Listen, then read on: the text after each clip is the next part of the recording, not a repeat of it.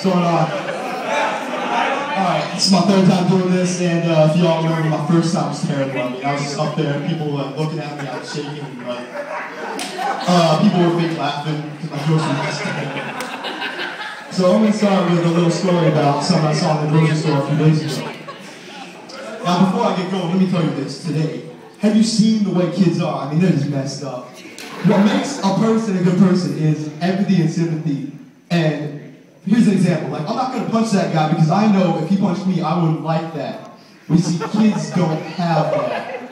And, like, they're just terrible people. I mean, so this kid was sitting in the aisle, he's throwing a fit, just yelling and screaming because his mom wouldn't get him popsicles. And mom's like, Zachary, I mean it, Zachary. I mean it. Remember, Zachary? The dolphin, Zachary, that's the code word. Remember our secret word? You agreed to behave when I say a secret word? Remember, Zachary? Remember? I mean, like the kids would be like, oh yeah, right, Mom. Yeah, right. We agreed. I'm gonna behave. No, of course, the kid's just gonna be sitting there cursing his mom out.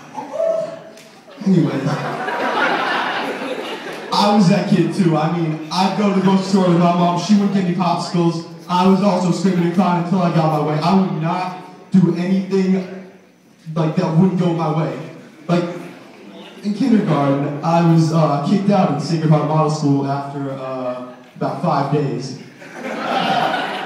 What happened was, there was another kid. I don't know why, I really hated this guy, and some of y'all might know him. His name is Ryan Perry. Anyway, I don't know, we're straight now, but back then, I really hated this guy. So, I go up to him, and I had to be part of this for some group thing, and I just bit him. Then I go on to go with this other kid I really didn't like, and I told him that his head looks like a chicken's head, and he told on me for that. And then, well, one day while we're doing our work, the teacher gives Ryan Perry a lollipop because he finished his work early, and I'm like, I stand up and I'm like, why are you giving me a lollipop? I want a lollipop too. And the teacher's like, no, you finish your work, then you do it. And I'm like, no, give me that lollipop now. She's like, no, sit down. I'm like, make me sit down. I want that lollipop. And then I went on to say a few things that I didn't know were inappropriate. I thought they were okay because I heard my dad say them while watching a few football games. And then I was sent to the principal's office and expelled. Anyways, then those days are over. Those days are all over. You know, college is around the corner. And with that coming around, my mom the other day pulled out the photo album. Lots of different pictures, you know, Christmas pictures, birthday pictures, and pictures of me having my diaper changed. And please tell you this, based on a lot of those pictures, I could tell that back when I was a younger kid, I was a really small guy. And I was pretty small until I was about 12 years old. In middle school, I was that little kid. I was that kid who was always telling on people, getting beat up and telling on them more. And I was also a little wuss. Like, I was cut from the baseball team for being too small. And then I was put on the track team and lost to a squad of 4th graders in the 100-meter dash. And, I mean, with that's bad enough, but on top of that, I was given a bunch of other nicknames, too, that just made my whole experience worse. Some of these nicknames include Little One, Smalls, and Abdul. Yeah, not to mention, because back then I was about 4'10", I had a really large nose, I had a unibrow, a crustache, and I really acted like a brat.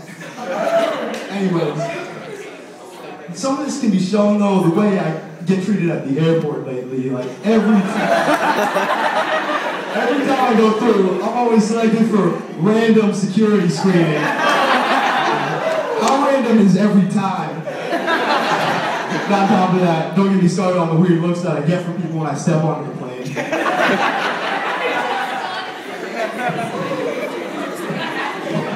Anyways, I'm a man of 1,000 faces. A lot of people have said that.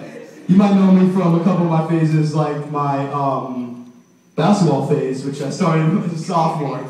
Like, I saw these NBA guys on TV and I was like, hey, I'm gonna be just like these guys one day, even though I've never played before. So I ended up making the freshman team, and I finally came out of this phase a few months later, and by that I mean like a few weeks ago. Like, when I realized that I just wasn't good enough. Okay. Anyways, another one of my phases was the rap phase. Apparently sophomore year, I was sitting there one day watching TV, and I was wondering, how do you get the ladies? I figured out the prime example for how to get ladies would be Ali G. When I was watching the Ali G movie, and I figured, this guy knows how to get ladies, I want to be just like him one day. So, I started listening to rap music, you know, Tupac, Biggie Smalls, NWA, and all the classics. Then the following Monday, I go up to my main man, Colin Shuddy over there, and I'm like, yo, what's up with it, my main man, let's go.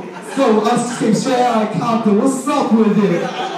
And he just gives me this look, and he's like, can you do it? Alright. He just gave me this look and was like, get out of here. No, you can't do that. Anyways, so with all that said, let me just end on a few closing remarks. Have you heard that they're building a memorial for Kim Jong-il? You know, what's with this, like, celebrating criminals and, like, guys who did bad things? You know, we might as well just build a memorial for Jerry Sandusky and... what's the